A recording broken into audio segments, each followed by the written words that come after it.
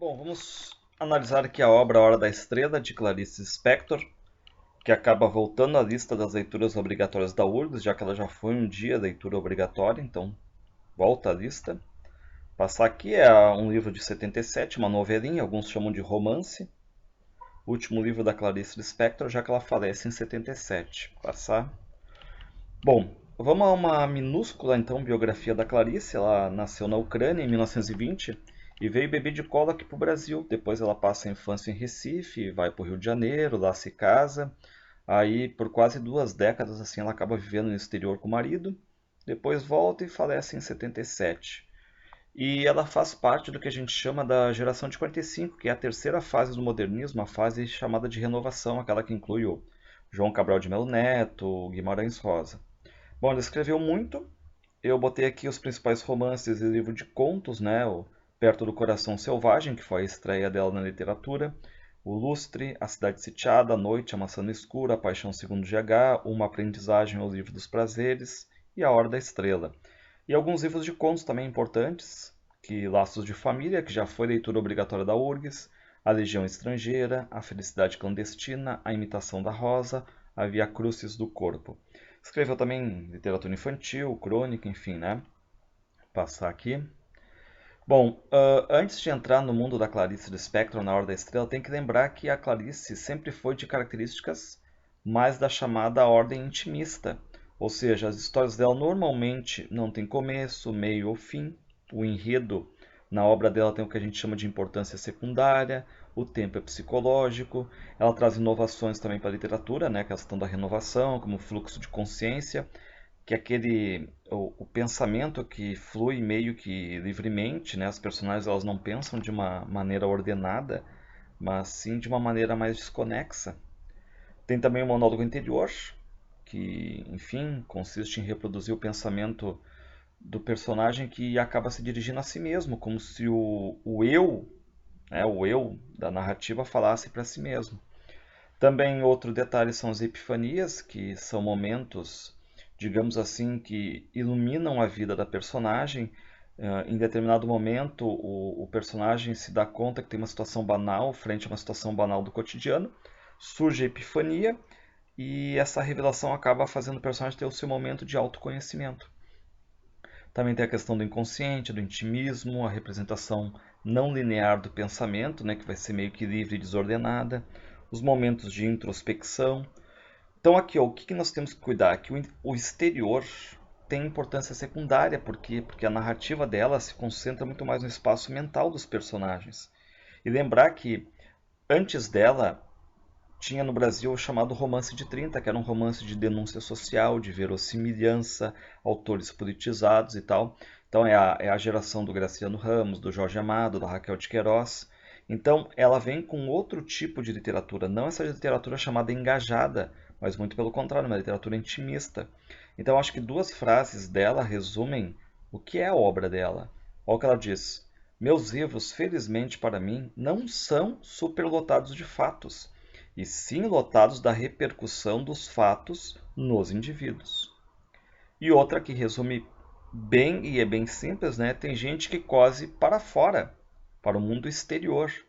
Eu coso costuro para dentro, para o mundo interior.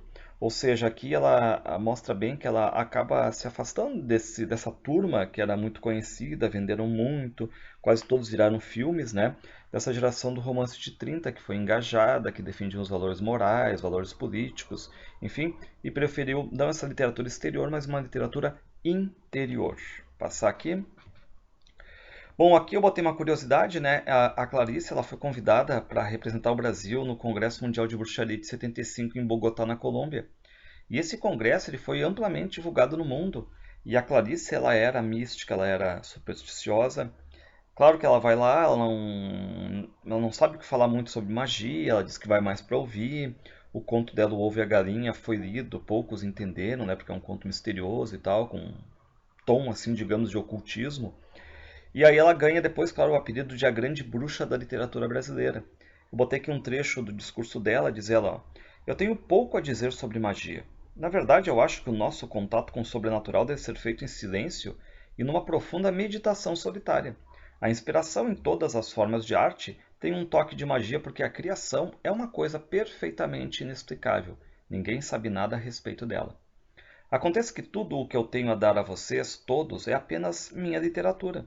E alguém vai ler agora em espanhol um texto que escrevi, uma espécie de conto chamado O Ovo e a Galinha, que é misterioso mesmo para mim e tem uma simbologia secreta. Eu peço a vocês para não ouvirem só com raciocínio porque, se vocês tentarem apenas raciocinar, tudo o que vai ser dito escapará ao entendimento. Se uma dúzia de ouvintes sentir o meu texto, já me darei por satisfeita. Bom, outra curiosidade, esse congresso foi tão, mas tão propagandeado no mundo todo, divulgado e tal, que eu botei aqui um episódio do Chaves, que é de 1975, se chama A Casa da Bruxa, é só um pedacinho, em que o Seu Madruga, ele acaba explicando, né, que a Bruxa do 71 não tá porque ela acabou indo a esse congresso aí. Então, eu vou passar aqui o trechinho do vídeo. Quero dizer. Bom, aí em 77, bem no ano da morte dela, mas antes, óbvio, ela concede uma entrevista para a TV Cultura, para o programa chamado Panorama, e nessa entrevista ela já diz que escreveu uma novela, ela não revela o nome, né? A gente sabe que é A Hora da Estrela, e ela vai fazer uma espécie de mini resumo e tal. Ela mesmo dá a catalogação de novela. É legal que ela diz que tem 13 títulos, que a gente depois vai dar uma olhada, né, nesses 13 títulos aí. Então eu também botei um trechinho aqui, curto, ela mesma falando sobre a sua, digamos, a fabricação dessa novelinha aí. Passar. Antes de nós entrarmos aqui no estúdio, você me dizia que está começando um novo trabalho agora, uma novela. Não, eu acabei a novela. Que novela é essa, Clarice? História de uma moça tão pobre que só comia cachorro quente. Mas a história não é isso só não. A história é de uma inocência pisada, de uma miséria anônima. O cenário dessa novela é É Rio de Janeiro, mas o personagem é nordestino, é de Alagoas. Onde é que você foi buscar dentro de si mesma? Eu morei em Recife. Eu morei no Nordeste, eu me criei no Nordeste.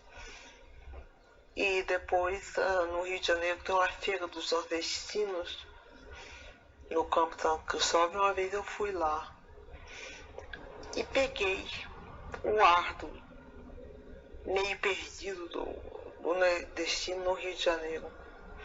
Daí começou a nascer a ideia de Depois eu fui a uma cartomante e imaginei, me disse várias coisas boas que iam me acontecer, e imaginei quando tomei o táxi de volta, seria muito engraçado se um táxi me pegasse, me atropelasse e eu morresse depois de ter ouvido todas essas coisas boas. Então daí foi nascendo também a trama da história.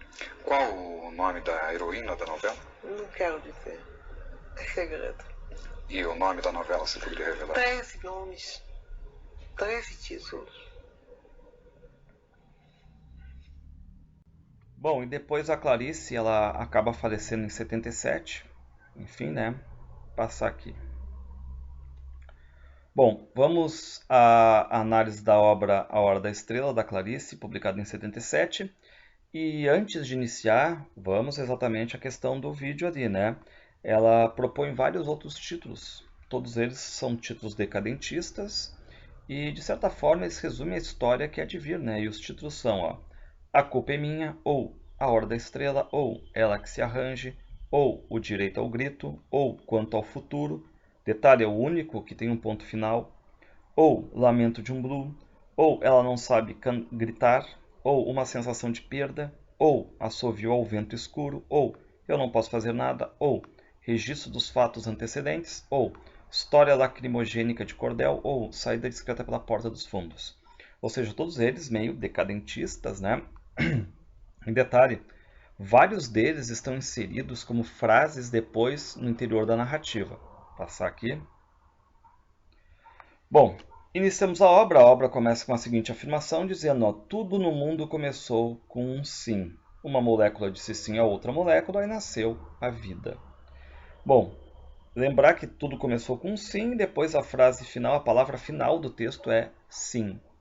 Então, meio que parece que um ciclo, né? Uma narrativa meio que circular.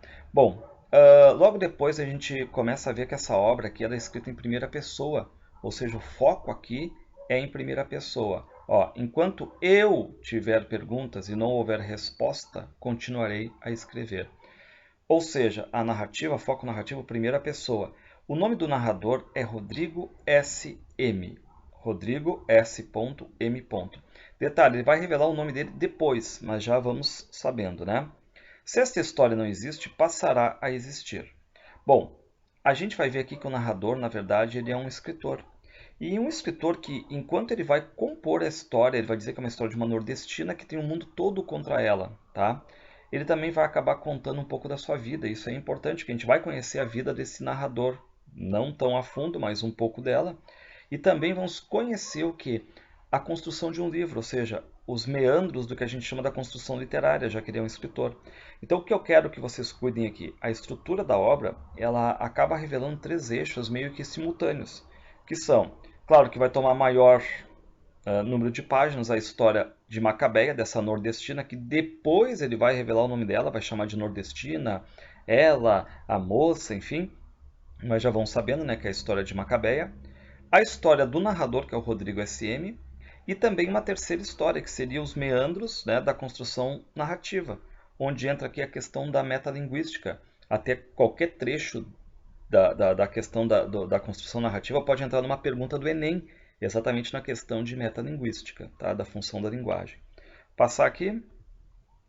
Diz ele, então eu canto alto, agudo, uma melodia sincopada e estridente. É minha própria dor, eu que carrego o mundo e a falta de felicidade. Felicidade? Nunca vi palavra mais doida, inventada pelas nordestinas que andam por aí aos montes.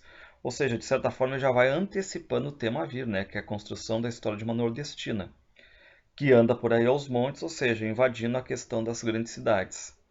Escrevo neste instante com algum prévio pudor por vos estar invadindo com tal narrativa tão exterior e explícita. Tão exterior e explícita. Bom, aqui cabe destacar realmente as palavras exterior e explícita, porque, conforme antes eu tinha dito, né, a Clarice sempre foi conhecida por narrativas interiores, né, a questão do intimismo. E aqui na Hora da Estrela há uma mistura disso, desse mundo interior com o mundo mais exterior e explícito. Então alguns chegam a dizer até que é uma espécie de exceção dentro da obra da Clarice.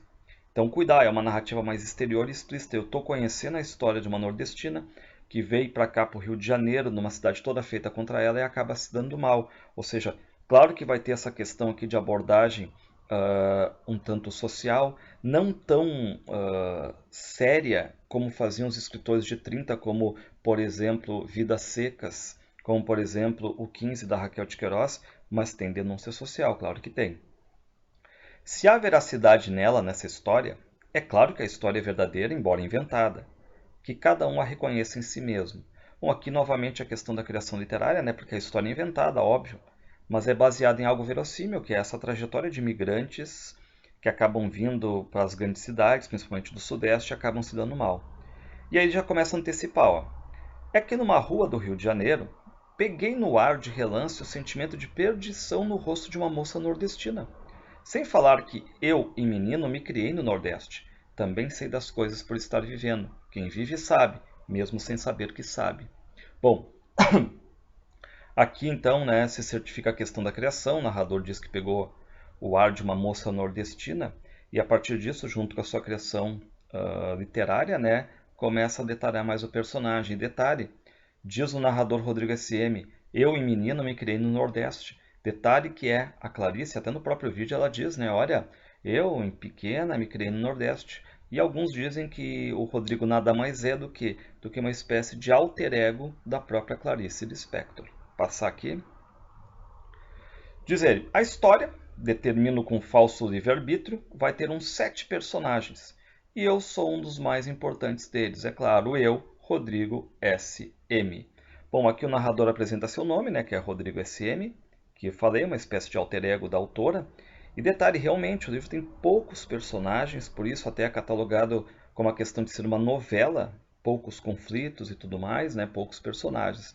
Então, apesar de alguns dizerem que é romance e tal, mais caracterizado como uma novela. Dizer, assim que experimentarei contra os meus hábitos uma história com começo, meio e gran finale, seguido de silêncio e de chuva caindo. De novo, uma antecipação aqui, tá? Porque vai ter um gran finale, irônico, claro, tá? Mas aqui o que eu quero que vocês cuidem é, ele aponta uma história linear, começo, meio e grande fim. Algo que é um pouquinho diferente do que a Clarice Lispector fazia. Ou seja, parece até uma resposta irônica aos seus críticos, porque agora nós temos uma história linear. Bem, é verdade que também eu não tenho piedade do meu personagem principal, a nordestina. É um relato que desejo frio, mas tenho o direito de ser dolorosamente frio, e não vós. Ou seja, quem é que pode ser frio com a nordestina? Ele, o criador, que é Rodrigo S.M., e não vós, não nós, leitores. E aqui tem que cuidar que começa algo comum no Rodrigo, né? Que é o rebaixamento da sua personagem, da sua criação. A todo momento na narrativa vai acontecer isso. O Rodrigo vai rebaixar a personagem, né, a nordestina Macabeia, e só ele pode, né, porque a voz narrativa é dele. Diz ele: sei que há moças que vendem o corpo, única posse real, em troca de um bom jantar em vez de um sanduíche de mortadela. Mas a pessoa de quem falarei mal tem corpo para vender. Ninguém a quer. Ela é virgem e inocente, não faz falta a ninguém. Aliás, descubro eu agora, eu também não faço a menor falta, e até o que eu escrevo um outro escreveria. Um outro escritor, sim, mas teria que ser homem, porque escritora mulher pode lacrimejar piegas. Aqui de novo, um novo rebaixamento, né? Ele fala que ela é virgem, inocente, não faz falta a ninguém. Mas cuidar ao mesmo tempo que o Rodrigo rebaixa a Macabeia, discorre sobre a sua própria criatura aqui, ele também fala de si mesmo. E detalhe, né? O escrito que ele está compondo, digamos, ele está dizendo, é simples, mas deve ser escrito por um homem. Sei lá, para ter uma espécie de afastamento, de sentimento pela personagem, né? Enfim, passar aqui. Estou esquentando o corpo para iniciar, esfregando as mãos uma na outra para ter coragem. Ou seja, essa passagem aqui indica a questão também da metalinguagem, né? A questão da obra pela obra. O Rodrigo S.M. vai adiando o começo da história, fala da sua vida, fala sobre os métodos da escrita. Então, lembrando, né, sempre as três ordens aí que nós temos. Nós vamos ter a história da narrativa, construção da narrativa, a história do Rodrigo e a própria história da Macabeia. Diz ele: pretendo, como já insinuei, escrever de modo cada vez mais simples.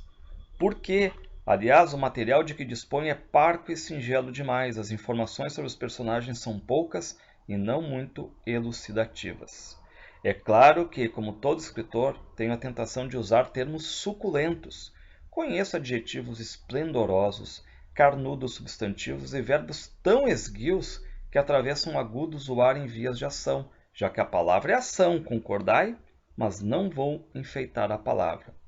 Nova passagem metalinguística. Aqui nós temos o Rodrigo fazendo uma espécie de adequação do personagem, né, da Macabeia ao estilo da escrita. E é uma espécie de escrita conforme a condição social da personagem, né, ou seja, um novo rebaixamento. Ou seja, já que a personagem é baixa, é pequena, a linguagem dele vai se adequar a isso aí, vai ser uma linguagem simples. Apesar do Rodrigo, né, escritor, dizer que tem um repertório linguístico amplo e tal, mas que não vale a pena aplicar todo esse repertório dele numa personagem tão humilde, tão simples aí. E aí agora ele faz, digamos, o resumo do resumo. Ó.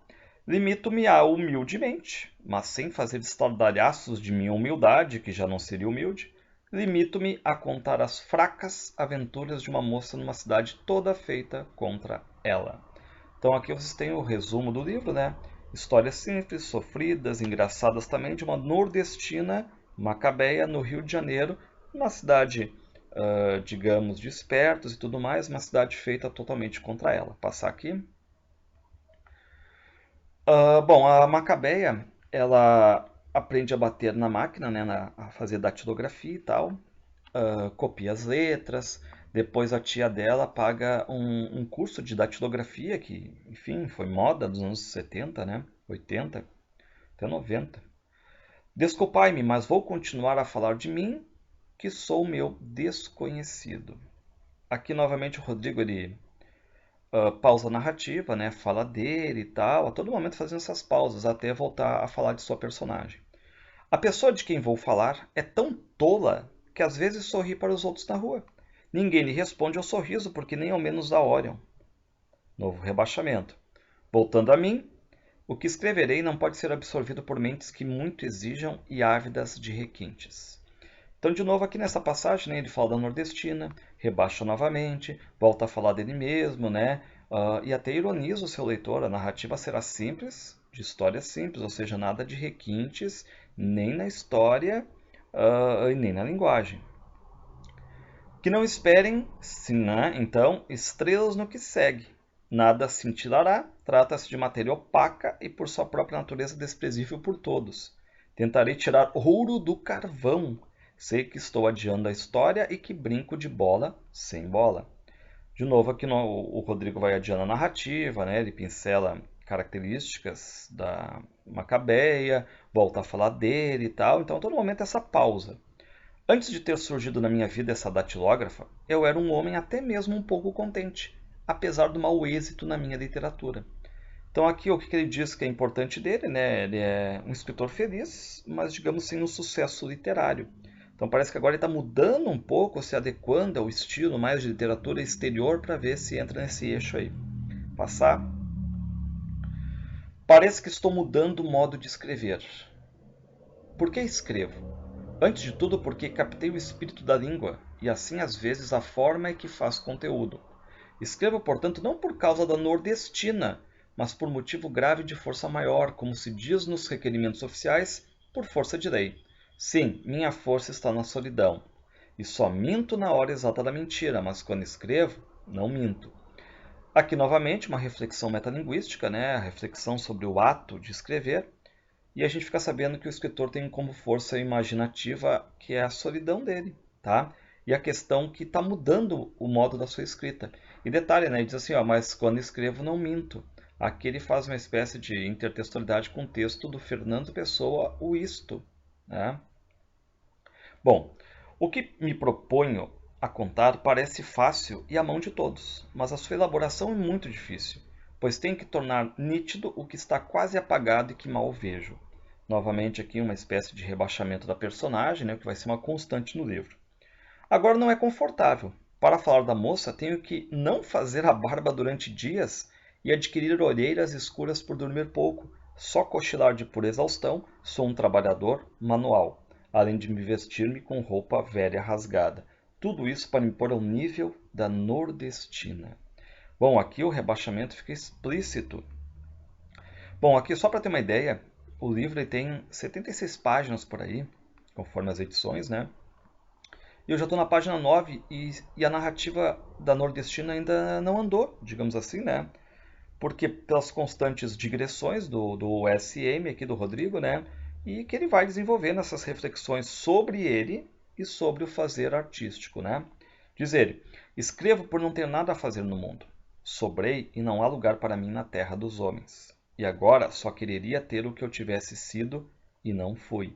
Cabe lembrar aqui de novo, né, um trecho do poema Pneumotórax, parafraseado, né, a vida inteira que pudesse ter sido e não fui, né, do Manuel Bandeira, e que acaba resumindo, né, esse é um trecho que resumia a vida do poeta, do Manuel Bandeira, a vida inteira que podia ter sido e que não foi. Então, de novo, uma recriação aqui nessa intertextualidade. Passar. Pareço conhecer nos menores detalhes dessa nordestina, pois se vivo com ela. Bom, aqui nós temos sempre a aproximação entre criador e criatura, né, entre o médico e o monstro aqui. E o Rodrigo diz que a nordestina, né, a Macabeia, ela nunca se viu nua, porque ele não sabe se é uma vergonha que ela tem dela mesma ou porque ela é feia. E ele continua, o Rodrigo, claro, a contar mais histórias da sua vida. Diz que está trancado num cubículo, tá? E que, ó, também tive que me abster de sexo e de futebol. Sem falar que não entra em contato com ninguém. Voltarei algum dia à minha vida anterior? Duvido muito. Veja agora que esqueci de dizer que por enquanto nada leio para não contaminar com luxos a simplicidade de minha linguagem. Bom, aqui é importante esse trabalho aqui, metalinguístico, né? Bom, o Rodrigo de novo, né, conta a vida dele, vai atrasando principalmente a narrativa da nordestina, e de novo vai falar sobre ele, ó. Quer dizer, vai falar sobre ela agora. Ó. Ela somente vive inspirando e expirando, inspirando e expirando. Na verdade, para que mais que isso? O seu viver é ralo. Novo rebaixamento, ou seja, sem nem conhecer o nome dessa personagem ainda, eu já antecipei que é Macabé, mas ele no livro ainda não, né? Já sabemos que o mundo dela aqui, ó, é totalmente contra, que ela é datilógrafa, que ela é feia, que ela é simples, né? E ele continua a rebaixar, ó. Dormia de boca aberta por causa do nariz entupido, dormia exausta, dormia até o nunca. Continua rebaixamento. A sua cara é estreita e amarela como se ela já tivesse morrido, e talvez tenha. Vou agora começar pelo meio dizendo que travessão quebra a linha. Travessão de novo. Repete o quê? Que ela era incompetente. Incompetente para a vida. Bom, aqui quem está pegando o livro também acaba vendo, né, esses recursos visuais na página.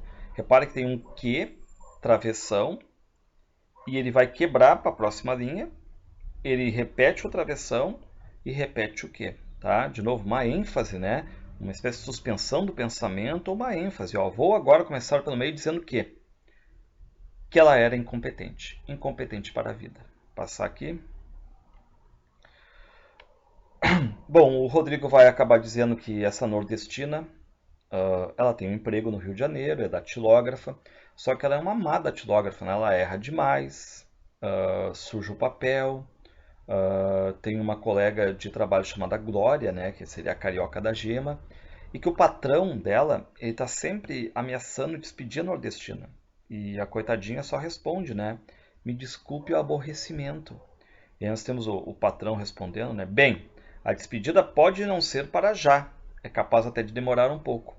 Então aqui a gente vê já ela sendo uma profissional ruim e já com vias de ser demitida, né? E o Rodrigo volta a rebaixar. Abre parêntese. Há os que têm e há os que não têm. É muito simples. A moça não tinha. Não tinha o quê? É apenas isso. Não tinha. Bom, o Rodrigo vai acabar dizendo realmente que ela não tem, né? Não tem fibra. Ela é um ser que apenas obedece. E continua a descrever a nordestina assim com cores ruins, digamos assim. Ó. Ela nascera com maus antecedentes e agora parecia uma filha de não sei o que, com um ar de se desculpar por ocupar espaço. Ela toda era um pouco encardida, pois raramente se lavava, mais rebaixamento. Uma colega de quarto não sabia como avisar-lhe que o seu cheiro era morrinhento, e como não sabia, ficou por isso mesmo, pois tinha medo de ofendê-la. Ninguém olhava para ela na rua, ela era café frio.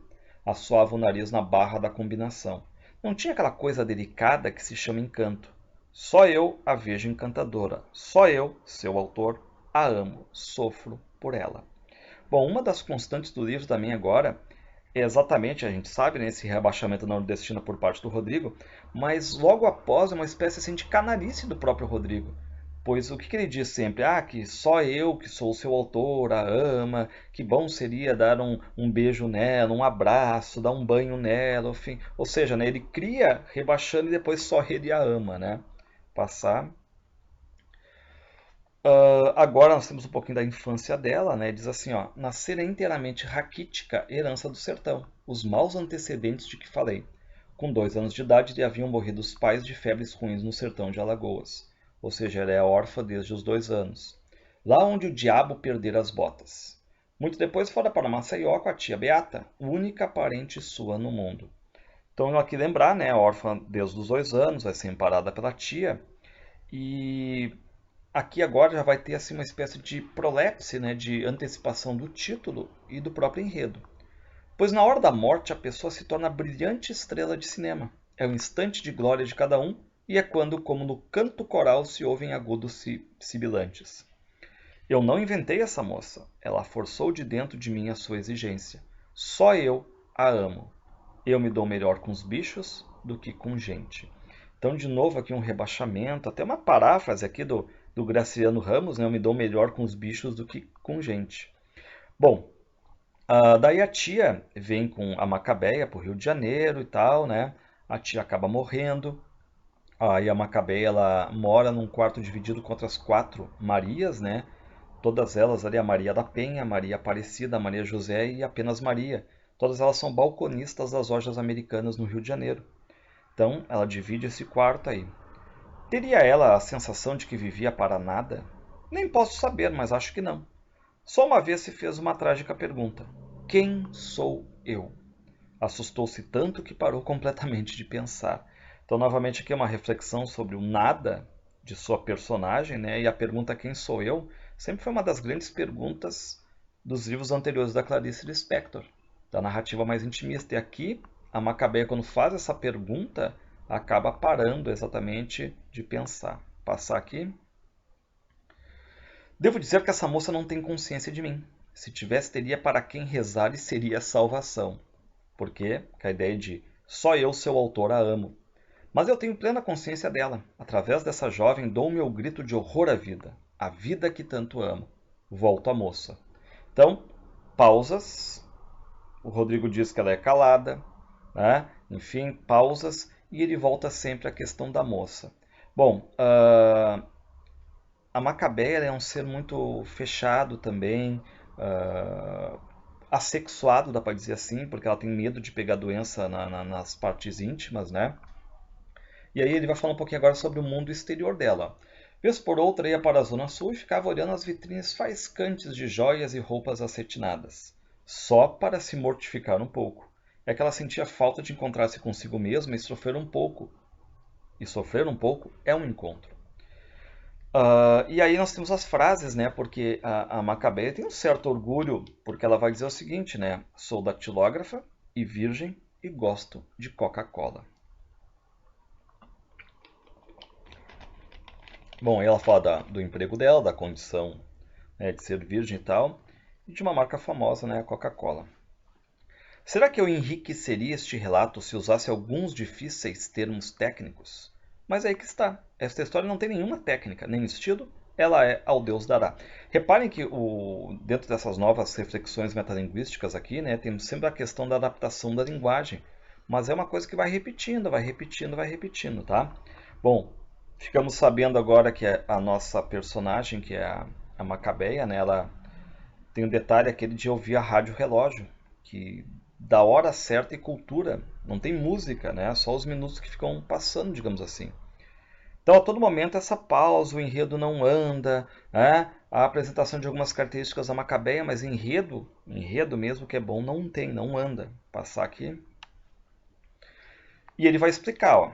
Se estou demorando um pouco em fazer acontecer o que já prevejo vagamente, é porque preciso tirar vários retratos dessa alagoana.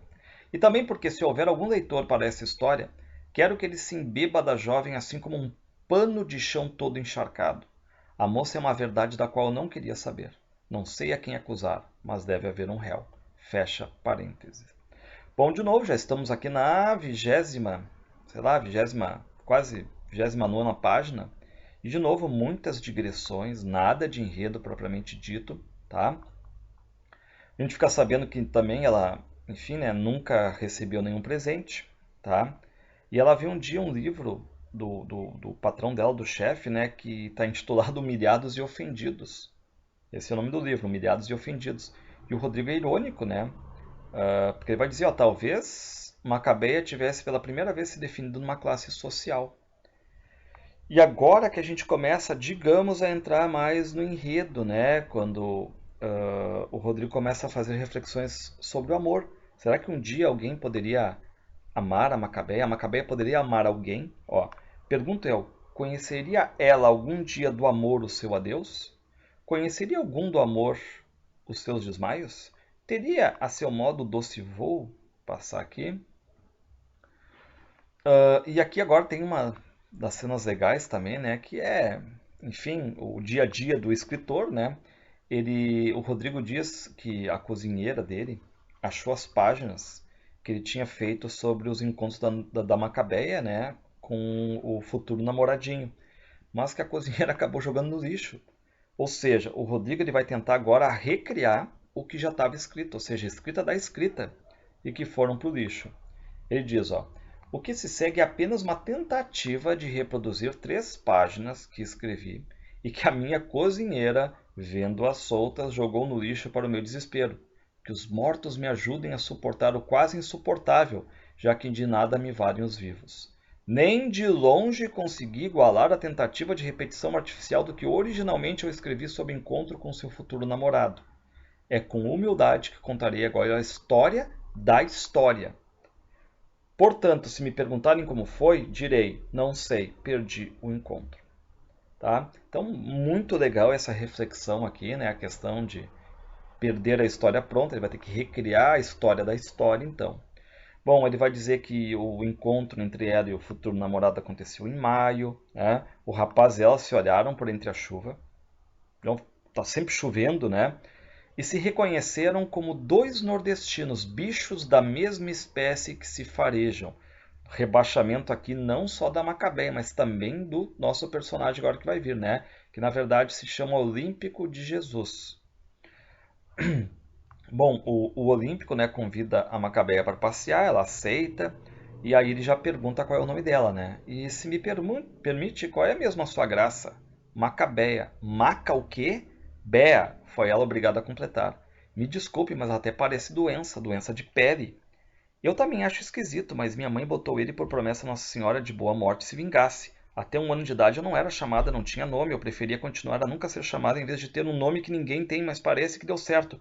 Parou um instante retomando o fôlego perdido e acrescentou desanimado e com pudor. Pois como o senhor vê, eu vinguei. Pois é. Passar aqui. Bom, o encontro acontece, né? Tá caindo uma chuva e tal. E como são 2 pessoas que não têm muito o que conversar, eles param na frente de uma loja de ferragem. Ficam olhando para prego, para parafuso e tal, né? E a conversa, o que ela diz? Ó, eu gosto tanto de parafuso e prego. E o senhor? Bom, aí vem a segunda vez, né? O segundo encontro, né? Aí cai nova chuvinha. Aí terceiro encontro, de novo uma chuvinha. E o Olímpico se irrita e culpa a Macabeia porque está chovendo, né? Você também só sabe é mesmo chover. E ela diz desculpe, como se ela assim fosse responsável pelos fenômenos da natureza, né? Bom, e aí ela cria coragem e resolve perguntar o nome dele. Ele vai dizer, ó, é Olímpico de Jesus Moreira Chaves. Ele, ele é, na verdade, um operário que trabalha numa metalúrgica, mas ele se acha metalúrgico. O trabalho dele é simples, né? Na verdade, é botar barras de metal de uma esteira para outra. Então ele é tão simples, também tão pobre, que ele dorme de graça numa guarita. Enfim, Macabeia ficava contente com a posição social dele, porque também tinha orgulho de ser datilógrafa. Metalúrgico e datilógrafa formavam um casal de classe. Bom, o Rodrigo, né, ele também vai rebaixando muito o personagem Olímpico. Ele vai dizer que o Olímpico ele gosta de ver sangue e tal, o sonho dele é ser açougueiro, né? Ó, no Nordeste, o Olímpico tinha juntado salários e salários para arrancar um canino perfeito, um dente canino perfeito, e trocá-lo por um dente de ouro faiscante. Este dente lhe dava posição na vida. Aliás, matar tinha feito dele homem com letra maiúscula. Então a gente já vê aqui arrancar dente, botar dente de ouro. Saiu da lista das leituras obrigatórias da URGS o Boca de Ouro, mas também tem essa ideia, né, do dente de ouro ser um status, tá? Aqui ele matou também uma pessoa, ou seja, o nordestino aqui, pela via da Clarice Lispector, é quase como um bicho, né? Assim, nos encontros entre os namorados, né, o que a gente tem aqui? A gente não tem conversa, tá? As poucas conversas entre os namorados versavam sobre farinha, carne de sol, carne seca, rapadura, melado. Então o rebaixamento aqui é duplo. Passar. Aqui eu botei a reprodução do diálogo deles, tá? Se é que dá para chamar assim, né? Então olha lá. Olímpico, pois é. Pois é o quê? Eu só disse pois é. Mas pois é o quê? Melhor mudar de conversa porque você não me entende. Entender o quê? Santa Virgem Macabeia, vamos mudar de assunto e já. Falar então de quê? Por exemplo, de você. Eu? Por que esse espanto? Você não é gente? Gente fala de gente. Desculpe, mas não acho que sou muito gente. Mas todo mundo é gente, meu Deus. É que não me habituei. Não se habituou com o quê? Ah, não sei explicar. Então o quê? Olha, eu vou embora porque você é impossível. Passar aqui, né? Continuar o diálogo. é que só, diz ela, é que só sei ser impossível, mas não sei mais nada. O que é que eu faço para conseguir ser possível? Pare de falar porque você só diz besteira. Diga o que é do teu agrado. Acho que não sei dizer. Não sabe o que, hein? Olhe, até estou suspirando de agonia. Vamos não falar em nada, está bem? Sim, está bem, como você quiser. Você não tem solução. Quanto a mim, de tanto me chamarem, eu virei eu. No sertão da Paraíba, não há quem não saiba quem é o Olímpico. E um dia o mundo todo vai saber de mim. Passar aqui.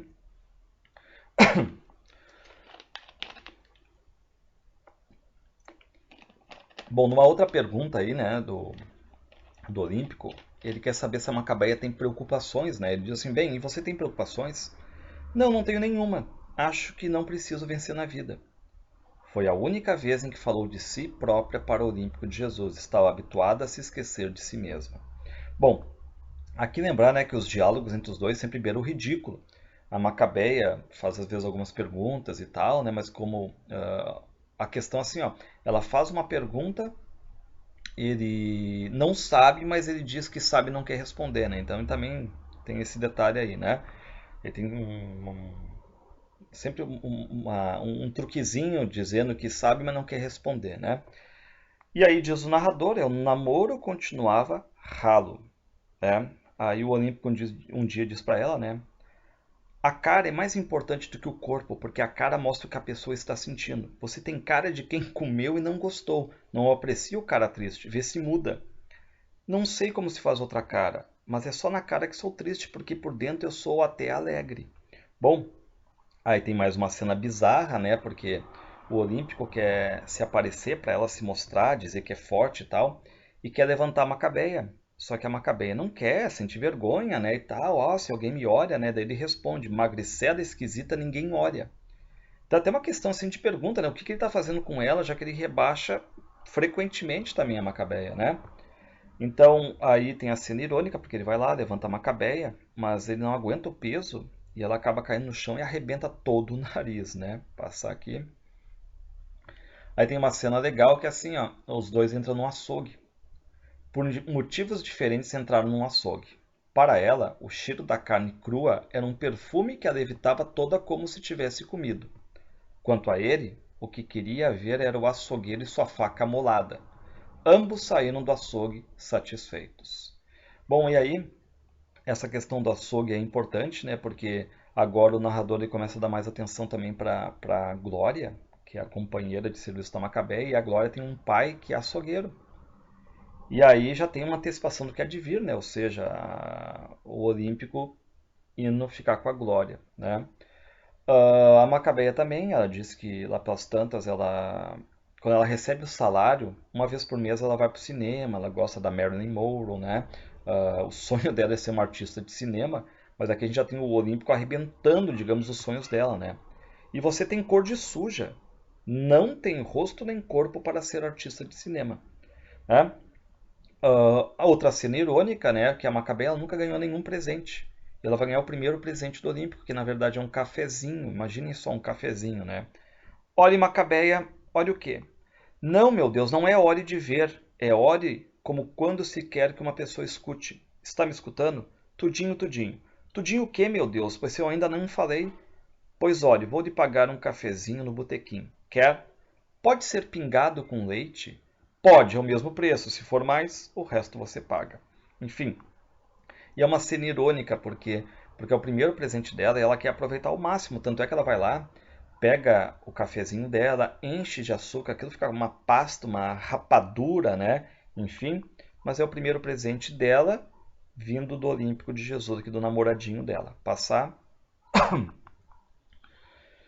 E uma vez, os dois foram ao jardim zoológico, ela pagando a própria entrada. Olha o detalhe. Teve muito espanto ao ver os bichos. Tinha medo e não os entendia. Por que viviam? Mas quando viu a massa compacta, grossa, preta e roliça do rinoceronte que se movia em câmera lenta, teve tanto medo que se mijou toda. Então aqui uma cena, né, também de rebaixamento, a Macabeia se mijando toda ao ver o rinoceronte, tá? Aí vem o Olímpico, pergunta para ela o que é aquilo ali, né? O que é esse molhado aí e tal. Ela inventa que sentou num banco molhado, né? E depois desse dia do zoológico, o Olímpico começa a mudar, né? Ó, depois da chuva do jardim zoológico, o Olímpico não foi mais o mesmo. Desembestara. Aqui, a gente, na questão do namoro, a narrativa até anda, né? Anda bastante até. Mas agora o Rodrigo volta, né? Enfim, ele vai fazer uma comparação entre a Macabeia e o Olímpico, vai rebaixar a Macabeia de novo, né? Ó, Macabeia, ao contrário de Olímpico, era fruto do cruzamento de o que com o que. E, de novo, nesse rebaixamento, aquela espécie de canalice dele, né? De querer só eu, seu autor, a amo, né? Ah, pudesse eu pegar Macabeia, dar-lhe um bom banho, um prato de sopa, um beijo na testa, enquanto a cobria com um cobertor. Bom, e aí já tínhamos uma antecipação, né? Mas o Olímpico, ele vai ver a Glória. Qual é a diferença da Glória e da Macabeia? Muitas, né? A Glória é carioca, digamos, vai ter o status, é mais cheinha, né? É feia, igual, né? Mas é mais do que a Macabeia. Então o que acontece? Posteriormente, de pesquisa em pesquisa, ele soube que Glória tinha mãe, tinha pai, tinha comida quente em hora certa. Isso tornava de primeira qualidade. Lembrando também que o pai da Glória é açougueiro, né? Então, rapidamente o que vai acontecer? A Glória vai acabar tomando o Olímpico de Jesus, o namoradinho da Macabeia. Passar aqui. Bom, aí os dois terminam o namoro, né? O Olímpico e a Macabeia. O Olímpico começa a namorar a Glória, né? Você, Macabeia, é um cabelo na sopa. Não dá vontade de comer. Me desculpe se eu lhe ofendi, mas sou sincero. Você está ofendida? Não, não, não. Ah, por favor, eu quero ir embora. Por favor, me diga logo adeus. Bom, essa espécie de despedida entre eles, né? E a Macabeia, ela resolve, né, dar uma festa para si mesma, lá na firma, né? E, enfim, ela comprou um batom vermelho, pinta a boca tentando imitar a Marilyn Monroe, né? Até a Glória meio que começa a folgar nela, tá? Bom, mas é uma espécie assim, ela não sabe o que fazer, fica feliz ou triste exatamente com a perda do Olímpico, que na verdade não é uma grande perda também, né? Bom, aí um dia a Glória, ela fica com uma espécie assim de remorso até, né? E faz uma pergunta importante para Macabeia, que é exatamente uma pergunta sobre o livro, né? Que vai acabar, enfim, resumindo o livro, né? Diga-me uma coisa, Macabeia. Você pensa no teu futuro? A pergunta ficou por isso mesmo, pois a outra, Macabeia, não soube responder. Bom, aí o Rodrigo vai acabar dizendo, né, que o Olímpico, aquelas cenas bizarras, né? O Olímpico, para impressionar a Glória, vai lá, mastiga pimenta, ela acaba sentindo uma espécie de respeito por ele, né? E aí o Rodrigo vai puxar outra espécie de intertextualidade aqui da literatura, né, do livro Os Sertões de Euclides da Cunha. Ele vai dizer: o sertanejo é, antes de tudo, um paciente. Glória, querendo compensar o roubo do namorado da outra, convidou-a para tomar lanche da tarde, domingo, na sua casa. Soprar depois de morder? E aí abre parênteses. Ah, que história banal, mal aguento escrevê-la. Então, o que nós temos aqui, né? Além exatamente da questão do livro da Macabeia, a história da Macabeia, a Glória aqui, né? Enfim, com remorso, nós temos o quê? Um pensamento entre parênteses, exatamente, do Rodrigo, dizendo: ah, que coisa banal, coisa simples, né? Uma espécie de explosão do Rodrigo quanto a essa narrativa que ele está criando e que não sai disso aí. Passar. Bom, a Macabeia, ela vai consultar um médico, ela vai se dar o luxo de consultar um médico e tal, né?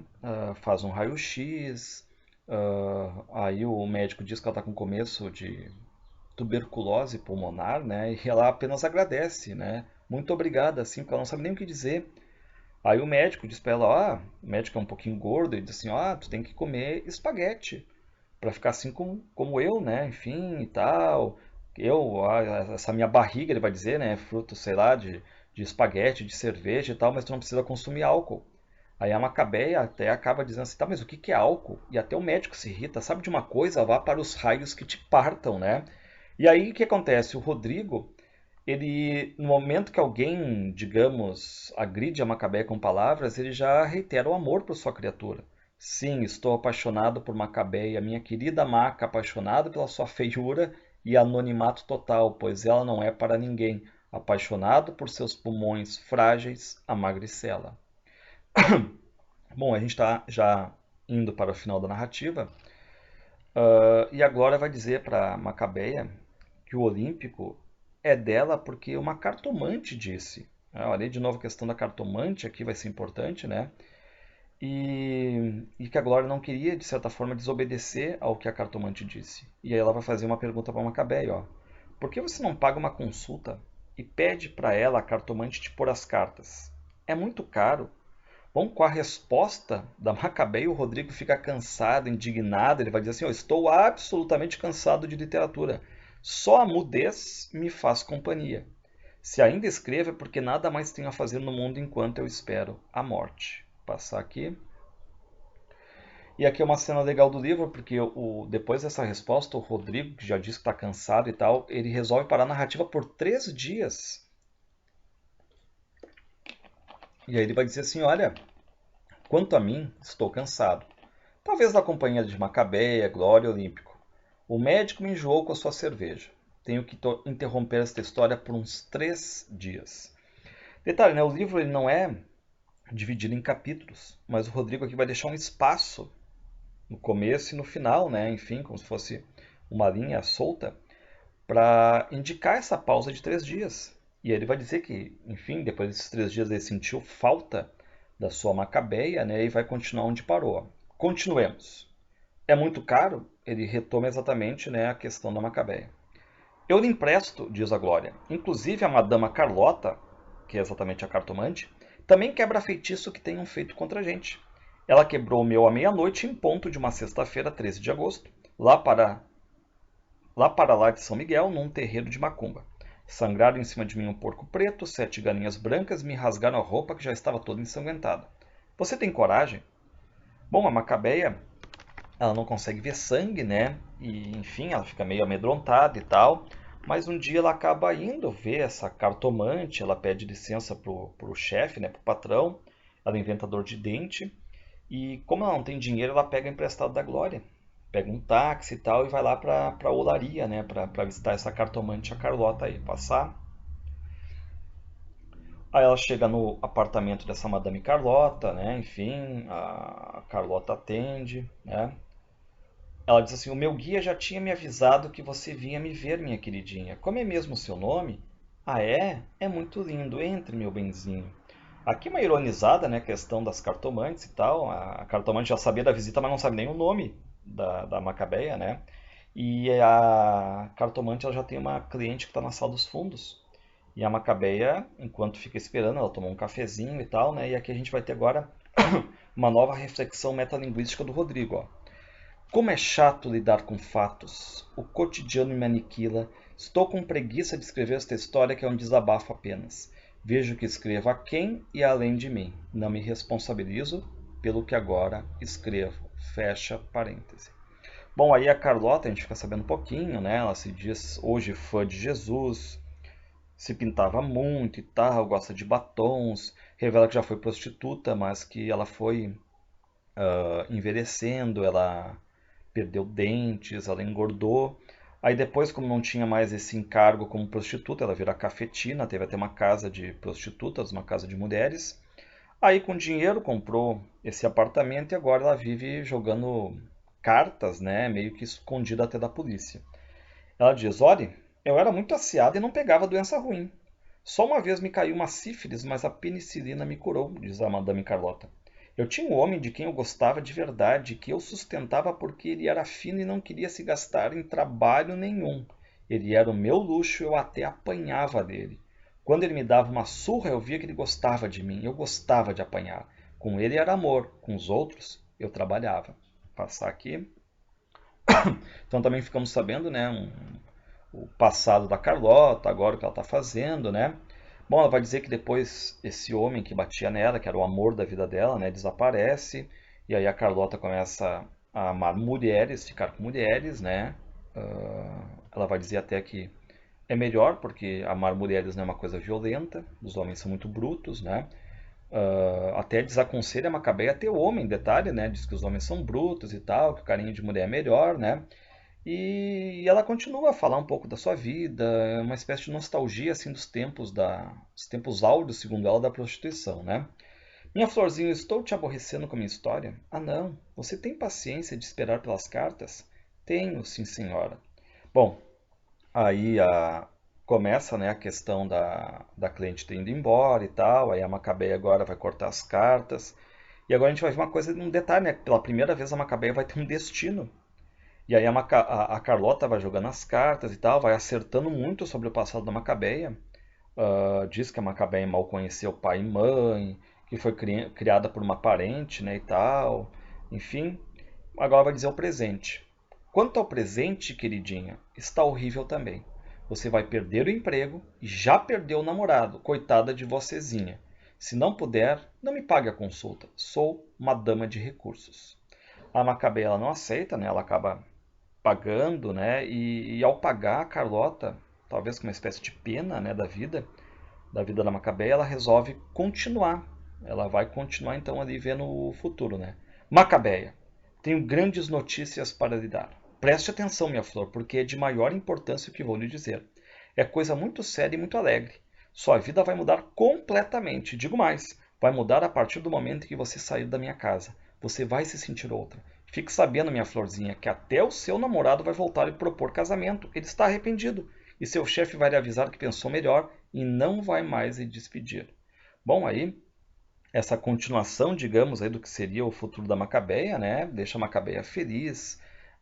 Esse futuro, né? Deixa, os olhos da Macabeia ficam todos arregalados. Enfim, ela está feliz agora, né? Passar aqui. E a Carlota vai continuar. E tem mais. Um dinheiro grande vai lhe entrar pela porta dentro em horas da noite, trazido por um homem estrangeiro. Você conhece algum estrangeiro? Não, senhora, disse Macabeia, já desanimando. Pois vai conhecer. Ele é alourado e tem olhos azuis ou verdes ou castanhos ou pretos. E se não fosse porque você gosta de seu ex-namorado, esse gringo ia namorar você. Não, não, não. Agora estou vendo outra coisa. Entre aspas, explosão. E apesar de não ver muito claro, estou também ouvindo a voz de meu guia. Esse estrangeiro parece se chamar Hans e é ele quem vai se casar com você. Ele tem muito dinheiro, todos os gringos são ricos. Se não me engano, e nunca me engano, ele vai lhe dar muito amor e você, minha enjeitadinha, vai se vestir com veludo e cetim, até casaco de pele vai ganhar. Bom, a Carlota aqui, né? Ela acaba dizendo que é sincera, que fala as coisas de forma verdadeira e que até faz tempo que ela não bota assim cartas tão boas, né? E ela diz assim, olha, para minha cliente anterior, aquela que tu viu ali que eu estava atendendo antes, né? Eu fui tão sincera que eu falei para ela que ela seria atropelada. E por isso que tu viu Macabeia saindo meio chorosa e tal da consulta. Mas tu não, tá vendo que eu tô sendo sincera contigo, né? Passar aqui. E continua Madame Carlota. E agora eu vou lhe dar um feitiço que você deve guardar dentro deste sutiã, que quase não tem seio, coitada, bem em contato com a pele. Você não tem busto, mas vai engordar e vai ganhar corpo. Enquanto você não engordar, ponha dentro do sutiã chumaços de algodão para fingir que tem. Olha, minha queridinha, esse feitiço também sou obrigada por Jesus a lhe cobrar, porque todo o dinheiro, o que eu recebo das cartas, eu dou para um asilo de crianças. Bom, aí a Macabeia, né, vai pagar com gosto, já está apaixonada pelo esse estrangeiro Hans aí, né, enfim. E até ela pergunta assim, o que eu faço para ter mais cabelo, né, que ela tem um cabelo meio ralo. Você está querendo demais, diz a Carlota, mas está bem. Lave a cabeça com sabão aristolino. Sabão, enfim, tem, não sei se ainda tem, mas tem mais de 100 anos, né? Não use sabão amarelo em pedra. Esse conselho eu não cobro.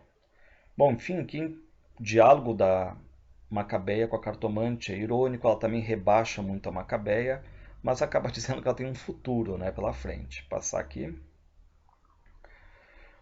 Aí a Macabeia vai embora, né, porque a Carlota já está cheia também dela, né, enfim, vai, que já terminou o teu tempo e tal.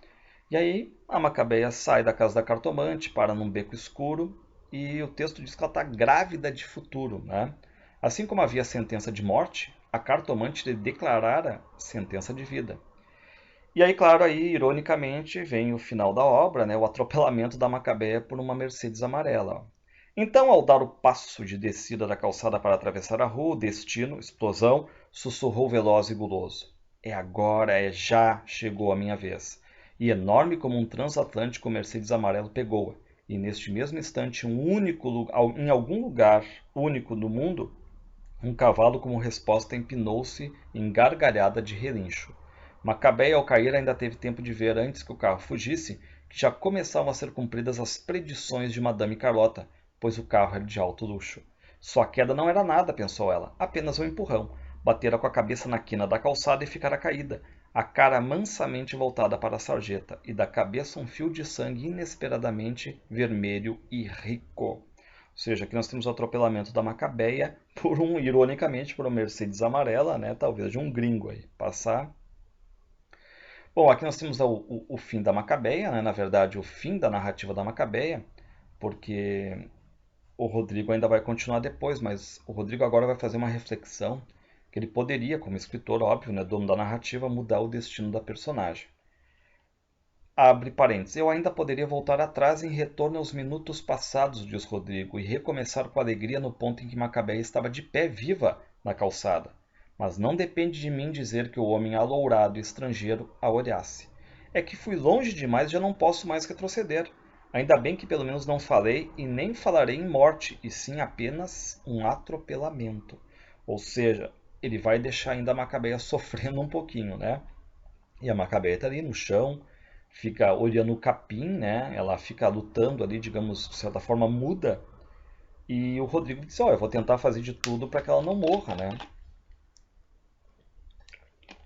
Diz ele, o destino havia escolhido para ela um beco no escuro e uma sarjeta.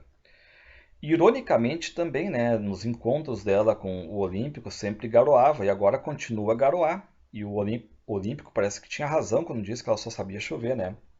E algumas pessoas então param ali para observar a nordestina Macabeia caída, né? Enquanto isso, Macabeia no chão parecia se tornar cada vez mais uma Macabeia, como se chegasse a si mesma. Passar aqui.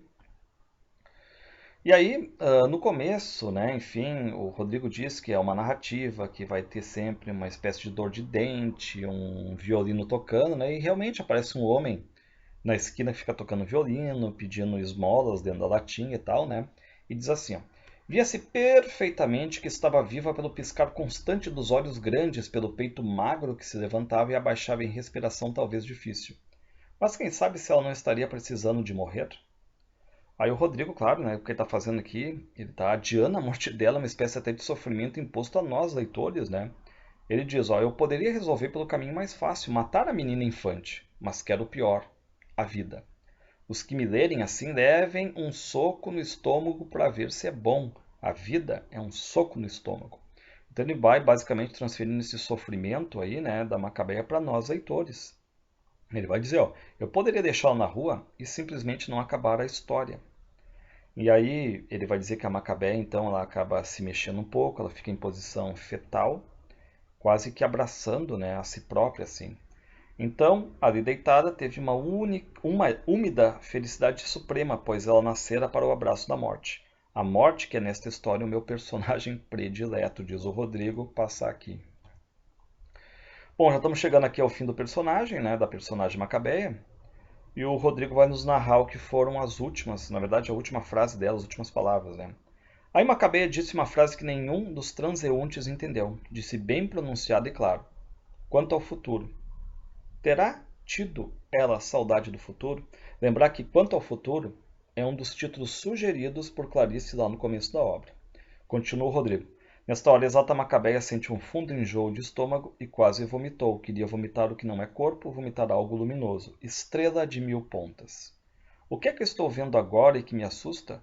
Vejo que ela vomitou um pouco de sangue, vasto espasmo, enfim, o âmago tocando no âmago. Vitória.